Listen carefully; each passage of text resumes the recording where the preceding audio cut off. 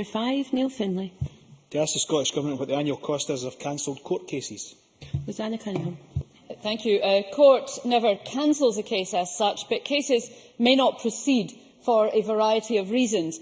No statistics are held by the Scottish Government or the Scottish Court Service on the cost of court cases which do not proceed.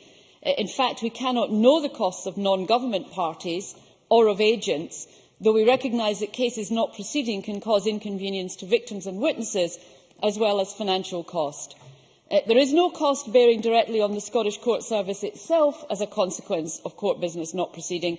This is because it recognises the inherent unpredictability of court business and organises its business accordingly. Neil Findlay.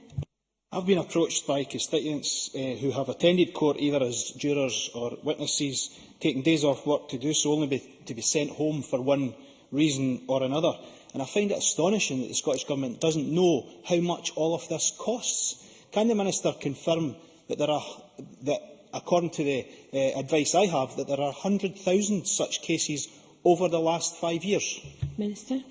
Explain to the member why it is almost impossible to come to a global figure on costs to cover both civil and criminal cases, since, for example, the reasons for not proceeding are so many and various that to assign, if you like, blame for the cost would be extraordinarily difficult, and it would be almost impossible to assess unless one was to look at it on an individual case-by-case basis, which would be inordinately expensive to do, because fees and other ongoing expenses vary from one case to the next.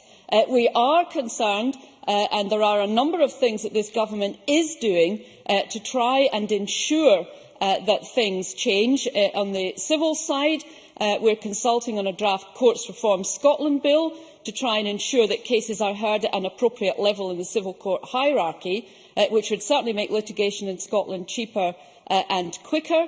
We want to look at changes in respect of sheriff and jury procedure, and I think the member specifically talked about that, arising out of recommendations by Sheriff Principal Bowen, which will be implemented through a forthcoming criminal justice bill. We are conscious of the problem. We are trying to do what we can to make things a great deal easier, but what the member is asking for is literally going to cost far more, I suspect, than actually the figure that he's going to that we would get to. Question number 6, Colin Beattie.